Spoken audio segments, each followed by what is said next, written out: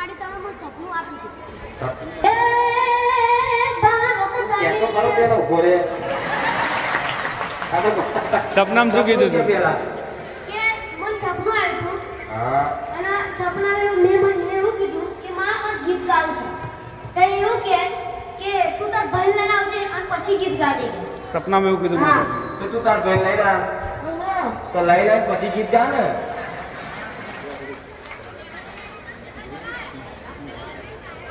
હાર ગઈ નાખે તો આવી જશે તું ગઈ નાખે બોલ. હે ભારત તણિયા ભોમમાં ઇતિહાસને પાને ચડી મુટીએ સવારી તું કરે ભક્તો ગણેમાં મેલડી ભક્તો માતા દુઃખ માતા હરી તું પ્રવર ગરી ચરણે નમાવું શીશ હું વંદન કરું માં મેલડી વંદન ઠુકારમાં મેલડી વંદન બહુચર મેલડી.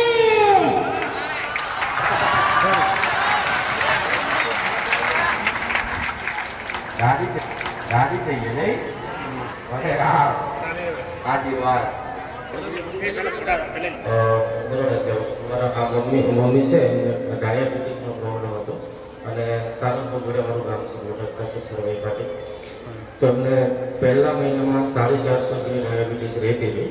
પછી એમને માતાજીની બાધા રાખી તો ધીરે ધીરે કરતા અત્યારે 150ની અંદર આવે છે. તો કોઈ પણ જાતની દવા લેતા નથી. એમ એટલા માટે એમને ત્યાંથી ચાલતા આવવાની બાધા રાખી એટલે ચાલતા જ આવ્યા છે. કઈ જગ્યાએથી ચાલતા આયા? અજમેરથી સારંગપુર મંદિર છે ને ત્યાંથી 5 કિલોમીટર દૂર અમારું ગામ છે. બરોબર. એટલે કેટલા કિલોમીટર થયા ત્યાંથી ત્યાં? 200 જેવું થાય. પોણા 200 કિલોમીટર. એટલે એટલું ચાલતા આવ્યા હતા. ક્યારના નીકળ્યા હતા? ગયા રવિવારે બરોબર. એટલે એમના ડાયાબિટીસ રહેતી હતી. ડાયાબિટીસ કેટલા કાઉન્ટ રહેતા હતા? 400 થી ઉપર 400 થી ઉપર. કેટલા સમયથી? 440 અત્યારે 140 130 એવા. બરોબર. પહેલા કેટલા સમયથી એટલા કાઉન્ટ રહેતા હતા એમના પહેલા? પહેલા વર્ષ દિવસથી અહીંયા અમે આવતા થયા ને ત્યારે પછી મારા મમ્મીએ બાધા રાખી હતી કે જો મને ડાયાબિટીસ કંટ્રોલ આવી જશે ને તો હું ત્યાં ચાલતા જઈશ.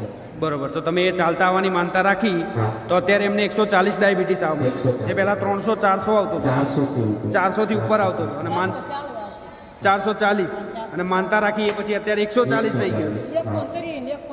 130 140 એ પણ વગર કોઈ દવા કરાયા વગર કશું જ નહીં, ખાલી માનતા રાખવાથી માનતા.